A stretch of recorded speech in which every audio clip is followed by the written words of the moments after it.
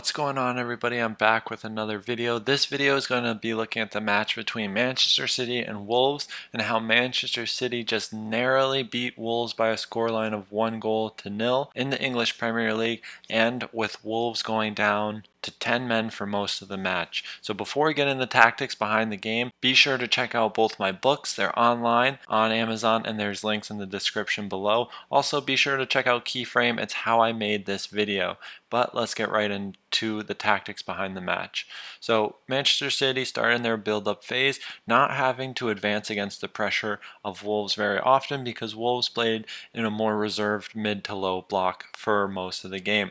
But when they did step up into their high block, Manchester City built with their goalkeeper splitting their two central defenders in a 3-1 build-up shape. This gave them numerical advantage against the pressing strategy of Wolves. And Wolves' pressing primarily centered around trying to gain positional superiority from the two players playing in the central forward position of Jimenez and Adama Traore, trying to create positional superiority against the four-man build-up shape or the build-up diamond of Manchester City. So this was pretty ineffective, and it's why they used it so sparingly and didn't commit numbers further forward. Wolves played in a 5-3-2 as well, and partially the reason why they didn't have more midfielders jumping to help the press and cover them more in the pivot area was because of the pinning and the narrow positioning of Cancelo and Zinchenko, or the advanced midfielders pinning the three midfielders into a very deep position, allowing Rodri to have loads of space in the center. Now in the midfield third, we see the clear structure of a back four for Manchester City, and now in the second half we see them go with a single pivot of Rodri, where in the first half we'll see very shortly them go more so with a double pivot with Ilkay Gundogan dropping deeper alongside Rodri. Now the reason behind this was because with 10 men that Manchester City could create strong passing connections with just two central defenders and one holding midfielder. Also, then the players between the lines could either exploit the space created by the players pinning higher up the field, which was made easier by this man advantage they had playing 10 versus 11, allowing them to then use Rodri as a single pivot to have more players pinning further forward. So now Gundogan is allowed to play between the lines, with then Kevin De Bruyne coming on the field as a more of an attacking option, looking to exploit the space in the right half space. The Wolves midfield was very spatially oriented and had the priority of trying to isolate and control the middle of the field, particularly around the pivot area. So they would use their cover shadows and staggering to use and block the players between the lines, and this hyper compact structure allowed them to focus more on following the ball and applying pressure forward while using vertical and horizontal compactness to limit the access Manchester City had between the lines. In the first half, when it was 11 on 11, Manchester City used their variability through their fullbacks, but primarily the fullback stayed in the same line as the two holding midfielders of Rodri and Gundogan. So this is different from the picture we just saw with a single pivot of Rodri. Now Gundogan slotting in alongside Rodri gives them more potential passing options from their central defenders into their holding midfielders. Also, it sparks a little more versatility from Cancelo, creating this back three, asymmetric back three, and creating more diagonal passing options into the two holding midfielders. The two holding midfielders also have more options in terms of how they can move when they go into the wider areas. So Gundogan can fade into the wider areas to then decrease the distance between the pass from Laporte into the wide area because of the extension that happens when Zinchenko goes higher up the field. We also see players like Jack Grealish and Bernardo Silva occupying the space between the line to give a four-man midfield structure for Manchester City, and having two players like Gabriel Jesus and Raheem Sterling pinning at least the two wide central defenders of Wolves, allowing them to then create and use the full space between the lines. Now, when both forwards are on the field for Wolves, we saw a 5-3-2 shape from Wolves that was very compact and centered around the double pivot. This then created natural cover shadows to block passes between the lines.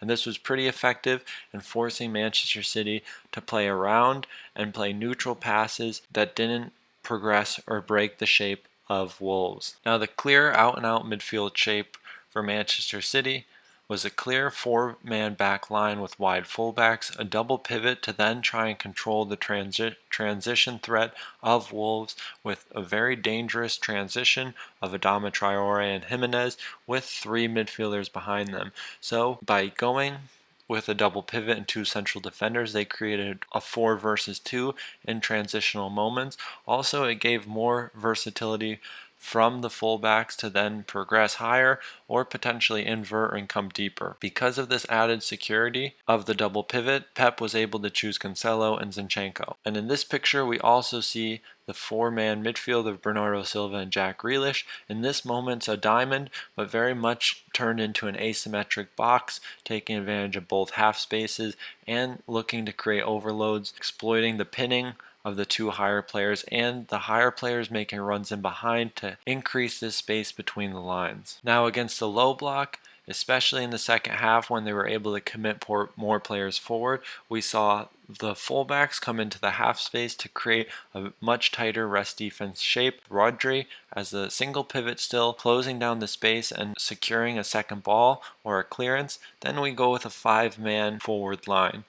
And this consisted of the holding midfielders and the three forwards from their wingers, who will often invert, and the center forward, who is more than comfortable with playing between the lines. So this created a 5v5 in the last line of attack for Manchester City and last line of defense for Wolves. And this gave them good opportunities to start a little deeper and make runs into dangerous areas against the Wolves defense. And with Wolves defending, especially when they went down to 10 men, they couldn't afford to establish numerical superiority, so they had to rely on their compactness and their cheating of their weak side player to then control the space, which they did very well throughout the entire match. Now, Wolves in possession with their three central defenders overloaded the right side of the field in their build-up phase. They also had their left central defender playing the underloaded side just in a very narrow position, just entering the half space. And when Manchester City were without possession, they played in a 4-2-3-1 shape. And with Sterling on the right, we also saw a very aggressive pressing from João Cancelo, allowing them to go man for man and limit the ability of Wolves to secure possession and use numerical advantage. And again, we see now the 4-2-3-1 become more of a 4-4-2 with then Gundogan playing as the deepest because he's the weak-sided holding midfielder, so he's staggering himself with Rodri to control the space between the lines. We have our two forwards blocking off the double pivot of Ruben Neves, and now for Wolves with their three-man back line, they played more of a direct approach under the pressure of Manchester City, but the three-man midfield was very prominent for Wolves, playing a 3-3 build-up and then having the versatility from their wingbacks to then go forward and try and join the attack with the added threat of Adama Traore and Raul Jimenez running in behind and being able to exploit their qualities. But that's where we're going to wrap up the analysis for today. Hope you guys enjoyed it, and I'll see you in the next one.